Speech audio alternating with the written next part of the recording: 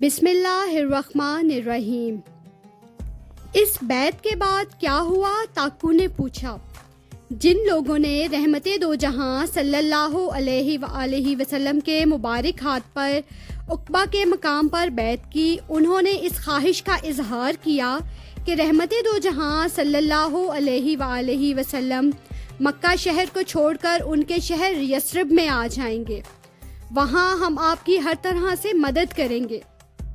کیا محمد صلی اللہ علیہ وآلہ وسلم نے یثرب جانے کی دعوت قبول کر لی؟ راکو نے سوال کیا۔ عقبہ کے مقام پر بیعت کرنے والے یثرب کے لوگوں کو رحمت دو جہاں صلی اللہ علیہ وآلہ وسلم کے چچا عباس بن عبد المطلب نے مخاطب کر کے کہا، محمد صلی اللہ علیہ وآلہ وسلم کو اپنے ساتھ آپ کو یثرب لے جانے کا مطلب یہ ہے کہ آپ لوگ پورے عرب کو اپنا دشمن بنا لیں گے۔ ایسا نہ ہو کہ پورے عرب کی مخالفت اور دشمنی آپ لوگوں کا ان کا ساتھ چھوڑنے پر مجبور کر دے۔ کل کو ان کا ساتھ چھوڑنے سے بہتر ہے کہ ابھی سے انہیں چھوڑ دو، کیونکہ وہ اپنی قوم اور اپنے شہر میں بہرحال عزت و حفاظت سے ہیں۔ رحمت دو جہاں صلی اللہ علیہ وآلہ وسلم کے مبارک ہاتھ پر بیعت کرنے والے اہل یثرب نے بڑی جرأت اور دو ٹوک انداز میں جواب دیا کہ دنیا ادھر کی ادھر ہو جائے، ہم کسی بھی حالت میں رحمت دو جہاں صلی اللہ علیہ وآلہ وسلم کا ساتھ نہیں چھوڑیں گے۔ پھر انہوں نے نبی کریم صلی اللہ علیہ وآلہ وسلم سے کہا، لیکن ایسا نہ ہوا۔ جبکہ اللہ تعالیٰ نے آپ کو غلبہ عطا فرمائے تو آپ ہمیں چھوڑ کر اپنی قوم کی طرف پلٹ آئیں۔ یثرب کے لوگوں کے دو ٹوک اعلان اور فیصلے کا محمد صلی اللہ علیہ وآلہ وسلم نے کیا جواب دیا؟ ساگو نے پوچھا۔ رحمت دو جہاں صلی اللہ علیہ وآلہ وسلم نے اہل یثرب کے ان نمائندہ لوگوں کو دو ٹوک جواب دیا۔ سننے کے بعد اعلان کیا کہ اب میرا جینا اور میرا مرنا آپ لوگوں کے ساتھ ہوگا۔ عبداللہ نے بتایا، کیا محمد صلی اللہ علیہ وآلہ وسلم بیعت عقبہ میں شامل یثرب کے لوگوں کے ساتھ ہی مکہ یثرب روانہ ہو گئے؟ تاکو نے پوچھا۔ نہیں، ایسا فوری طور پر نہیں ہوا، بلکہ یثرب کے قافلے کی واپسی پر رحمت دو جہاں صلی اللہ علیہ وآلہ وسلم نے مکہ میں موجود مسلمانوں کو اجازت دے دی کہ وہ سرداران مکہ کے ظلم و ستم سے بچنے کے لیے یثرب جا سکتے ہیں۔ اس حکم پر ملتے ہی مسلمانوں نے ایک ایک کر کے مکہ سے یثرب ہجرت شروع کر دی۔ عبداللہ نے بتایا، مکہ کے سردار تو خوش ہوں گے کہ ان لوگوں کے جانے کے بعد وہ لوگ جو بھی مسلمان نہیں ہوئے انہیں اسلام لانے سے باز رکھ سکیں۔ راکو نے خیال ظاہر کیا، ایسی بات نہیں ہوئی، بلکہ سرداران مکہ نے بھرپور کوشش کی کہ کوئی مسلمان مکہ چھوڑ کر یثرب نہ جانے پائے۔ اس مقصد کے لیے وہ یثرب جانے والوں کو زبردستی روک لیتے، انہیں مارتے پیٹتے اور ان کا سامان چھین لیتے، لیکن اس سب کچھ کرنے کے باوجود بہت تھوڑے عرصے میں 100 سے زیادہ مسلمان مکہ سے ہجرت کر کے یثرب پہنچ گئے۔ اس صورتحال میں سرداران مکہ نے کیا حکمت عملی اختیار کی؟ باکو نے پوچھا۔ مکہ کے سرداروں نے جب دیکھا کہ مسلمانوں کو یثرب جانے سے روکنے کی ان کی ہر کوشش اور ہر طریقہ ناکام ہو گیا ہے، انہوں نے آپس میں صلاح مشورہ کر کے ایک انتہائی خطرناک منصوبہ تیار کیا۔ وہ منصوبہ کیا تھا؟ ساگو نے پوچھا۔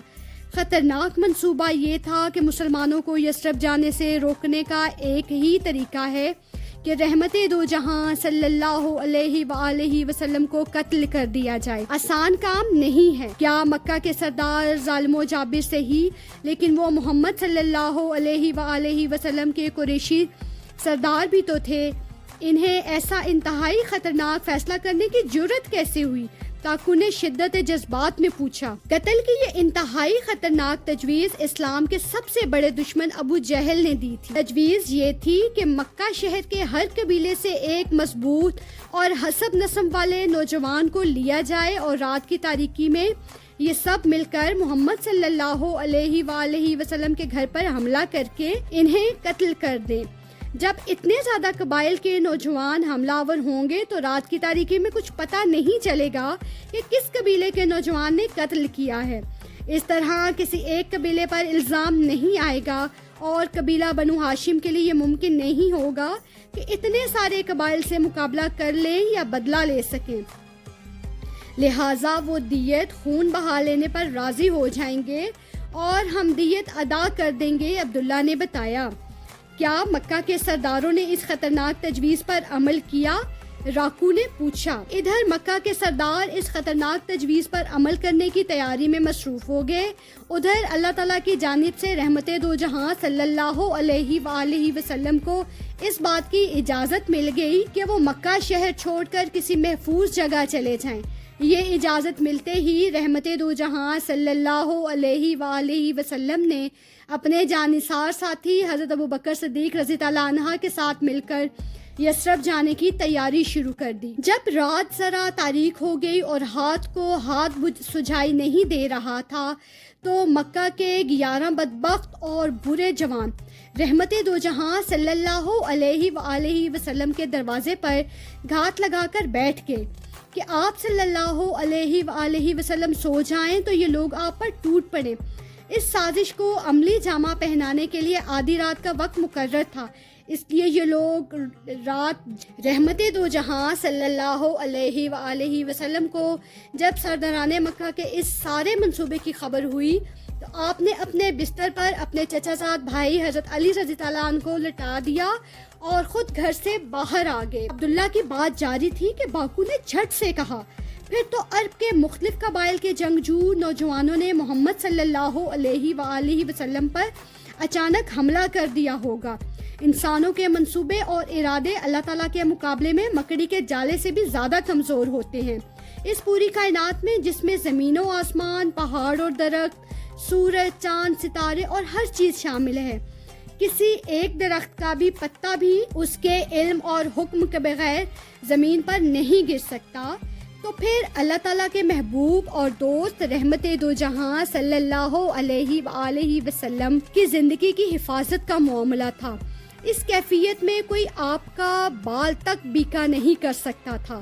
جب رحمت دو جہاں صلی اللہ علیہ وآلہ وسلم باہر تشریف لائے تو آپ صلی اللہ علیہ وآلہ وسلم نے سرداران مکہ کی صفوں کو چیرتے ہوئے مٹی کی ایک مٹھی ان کے سروں پر ڈال دی، جس سے اللہ تعالیٰ نے ان کی نگاہیں پکڑ لیں اور وہ آپ کو دیکھ نہ سکے۔ اس وقت آپ صلی اللہ علیہ وآلہ وسلم قرآن مجید کی سورہ یاسین کی آیت نمبر 8 تلاوت کر رہے تھے۔ اس طرح آپ صلی اللہ علیہ وآلہ وسلم بحفاظت وہاں سے نکل گئے۔ عبداللہ نے تفصیل سے بتایا، محمد صلی اللہ علیہ وآلہ وسلم اپنے گھر سے بحفاظت نکل کر کہاں گئے؟ ساگو نے سوال کیا۔ اپنے گھر سے بحفاظت نکل کر رحمت دو جہاں صلی اللہ علیہ وآلہ وسلم سب سے پہلے اپنے جانثار دوست اور ساتھی ابوبکر صدیق رضی اللہ عنہ کے گھر پہنچے۔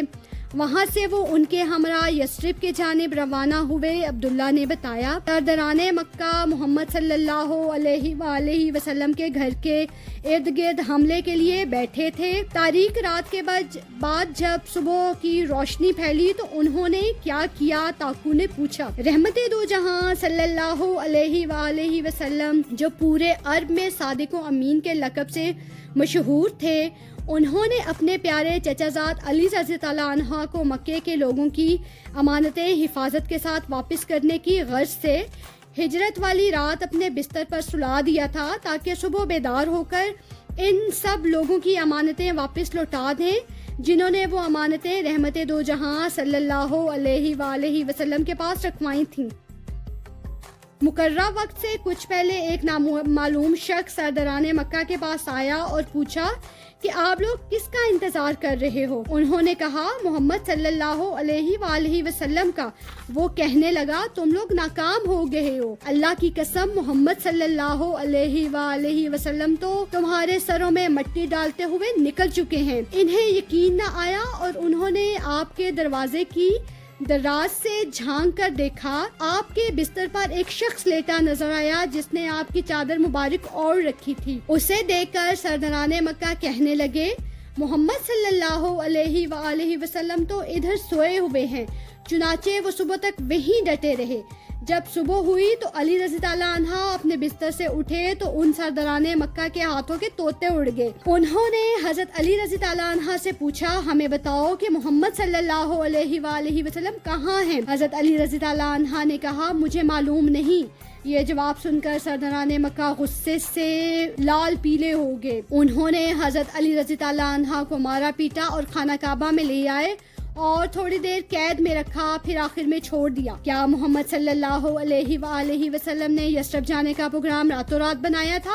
راکو نے سوال کیا. رحمت دو جہاں صلی اللہ علیہ وآلہ وسلم نے یثرب جانے کا پروگرام راتوں رات نہیں بنایا تھا، بلکہ اس کے لیے کئی روز تک سوچ سمجھ کر باقاعدہ تیاری کی گئی تھی. آپ نے یثرب جانے کے لیے وہ راستہ اختیار نہیں کیا تھا جس پر عام طور پر قافلے سفر کرتے ہیں. یثرب مکہ سے شمال کی جانب تھا، جبکہ رحمت دو جہاں صلی اللہ علیہ وآلہ وسلم نے یثرب کی جانب روانگی کا پروگرام اس طرح ترتیب دیا تھا کہ مکہ سے جنوب کی جانب واقع غار ثور کو اپنا پہلا پڑاؤ تجویز کیا. غار ثور مکہ شہر سے کچھ فاصلے پر محفوظ جگہ تھی.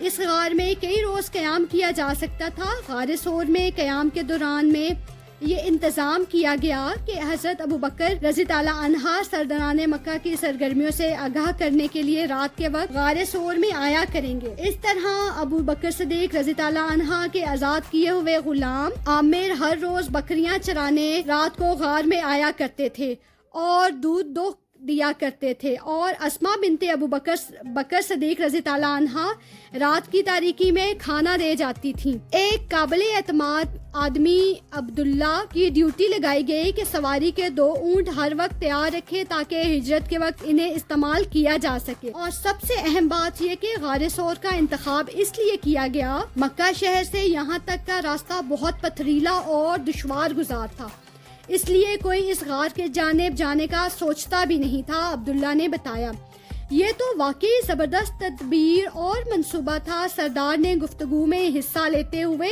کہا رحمت دو جہاں صلی اللہ علیہ وآلہ وسلم نے اپنے جانثار ساتھی حضرت ابو بکر صدیق رضی اللہ عنہ کے ساتھ رات کی تاریکی میں مکہ سے غار ثور کا سفر بہت احتیاط سے کیا تاکہ کسی کو اس کی خبر نہ ہو سکے. غار ثور میں پہنچے تو ابو بکر صدیق رضی اللہ عنہ نے غار کو اچھی طرح صاف کیا تاکہ آپ صلی اللہ علیہ وآلہ وسلم وہاں آرام کر سکیں. عبداللہ کی بات جاری تھی کہ باکو نے پوچھا محمد صلی اللہ علیہ وآلہ وسلم جنہیں سرداروں نے بہت مہارت اور منصوبے کے تحت قتل کرنے کا پروگرام بنایا تھا، جب وہ اس منصوبے میں بری طرح ناکام ہو گئے تو اس کے بعد انہوں نے کوئی نیا منصوبہ بنایا یا خاموش ہو کر بیٹھ گئے؟ مکہ کے سردار تو رحمت دو جہاں صلی اللہ علیہ وآلہ وسلم کے خون کے پیاسے تھے. وہ اپنے ناپاک عزائم میں ناکامی کے بعد خاموش ہو کر بیٹھنے والے کہاں تھے؟